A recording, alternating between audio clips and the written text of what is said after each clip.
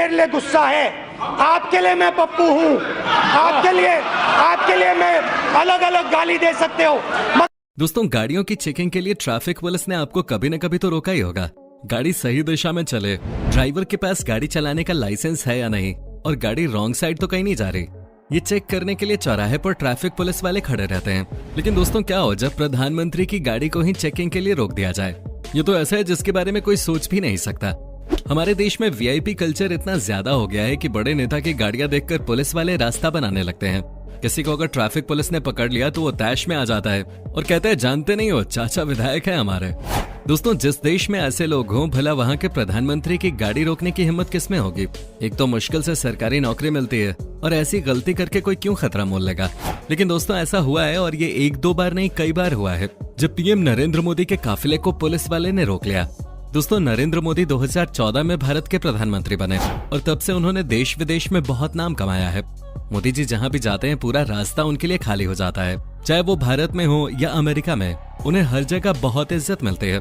लेकिन दोस्तों, अजीबोगरीब स्थिति हो गई जब एक बार प्रधानमंत्री के काफिले को एक अफसर ने रोक लिया, और इतना ही नहीं, उस गाड़ी की चेकिंग भी शुरू कर दी। जी हाँ दोस्तों, एकदम सही सुन रहे हैं आप। प्रधानमंत्री के काफिले को रोकने के लिए बहुत बड़ा जिगरा चाहिए। किसी की इतनी हिम्मत नहीं होती, चाहे वो कितना ही बहादुर पुलिस वाला क्यों ना हो।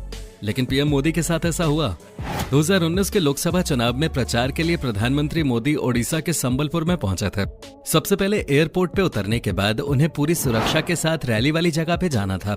उनका काफिला रास्ते से गुजरने वाला था। सभी सरकारी ऑफिसर अपनी अपनी ड्यूटी में मुस्तैद थे। आईएएस ऑफिसर मोहम्मद मौसीम उस समय जनरल ऑब्जर्वर की ड्यूटी पर थे।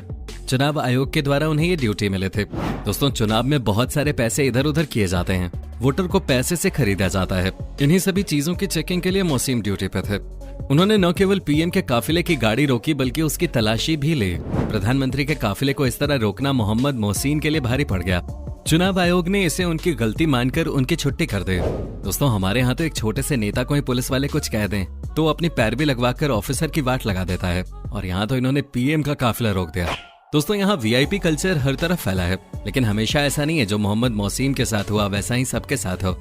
2017 में हमारे देश के राष्ट्रपति प्रणब मुखर्जी थे। प्रणब मुखर्जी बेंगलुरु में मेट्रो लाइन का उद्घाटन करने पहुंचे, और उनका काफिला बेंगलुरु के फेमस ट्रिनिटी सर्कल से गुजरने वाला था। इसकी सूचना पूरे पुलिस महकमे को दे दी गई, और उसके बाद पूरे एरिया को हाई अलर्ट करते हुए एक तरफ की ट्रैफिक रोक दी गई। राष्ट्रपति के काफिले के लिए रास्ता बना लिया गया। ट्रैफिक पुलिस के जवान निजलिंगप्पा उसी चौराहे पे ड्यूटी दे रहे थे। जैसे ही उन्हें पता चला कि राष्ट्रपति आने वाले हैं, बाकी पुलिस वालों की तरह उन्होंने भी अपनी ड्यूटी करते हुए एक तरफ से ट्रैफिक रोक दी और राष्ट्रपति के काफिले को जाने के लिए ग्रीन कॉरिडोर बना दिया। लेकिन तभी उनकी नजर उस रुकी ट्रैफिक में फंसी एम्बुलेंस गाड़ी पे पड़ी। ये एम्बुलेंस हिंदुस्तान एरोनॉटिक्स अस्पताल के थे। निजलिंगप्पा ने उस एम्बुलेंस के लिए रास्ता बनाना शुरू कर दिया। लेकिन दोस्तों, ये इतना आसान नहीं था, क्योंकि उसी समय राष्ट्रपति प्रणब मुखर्जी का काफिला वहां आ पहुंचा। लेकिन उन्होंने ऐसा स्टेप उठाया जिससे उनका नाम हमेशा के लिए लोगों की जुबान पर चढ़ गया। उन्होंने अपनी नौकरी जाने की चिंता नहीं की और उन्होंने राष्ट्रपति के काफिले को हाथ देकर रोक दिया। उसके बाद उन्होंने फंसी हुई एम्बुलेंस को बाहर निकलवाया। दोस्तों, पीएम नरेंद्र मोदी के काफिले को रोकने के कारण एक आईएएस अफसर सस्पेंड हो गया था। वैसे में एक सामान्य पुलिस वाले को नौकरी से निकाल देना कौन सी बड़ी बात थी, लेकिन निजलिंगप्पा के इस काम की हर किसी ने तारीफ की। वहाँ के डीएसपी ने उन्हें पुरस्कृत भी किया। डीएसपी ने तारीफ करते हुए कहा कि हर पुलिसकर्मी को उनसे सीख लेनी चाहिए। निश्चित तौर पर बेंगलुरु पुलिस को निजलिंगप्पा पर काफी गर्व है। लेकिन दोस्तों, दुर्भाग्य की बात यह है कि निजलिंगप्पा जैसे बहादुर पुलिस वाले हर जगह नहीं होते। दोस्तों, कुछ महीने पहले की बात है, प्रधानमंत्री पश्चिम बंगाल चुनाव में रैली करने जा रहे थे। बंगाल के वर्धमान जिले में उनकी जनसभा थी। जब उनका काफिला एयरपोर्ट से रैली वाली जगह जा रहा था, बीच रास्ते में कुछ ऐसा हुआ जिसकी हर किसी ने तारीफ की। प्रधानमंत्री के उस काफिले की वजह से पूरी ट्रैफिक को रोक दिया गया था। उस ट्रैफिक में एक एम्बुलेंस फंसे हुए थे। उस समय पूरे देश में कोरोना का कहर चल रहा था। दोस्तों, प्रधानमंत्री मोदी की नजर उस एम्बुलेंस पे पड़े। उन्होंने अपनी सुरक्षा में लगे एसपीजी कमांडोज को उनका काफिला रोककर एम्बुलेंस को पास कराने को कहा। स्पेशल प्रोटेक्शन ग्रुप के कमांडोज ने भी ऐसा ही किया।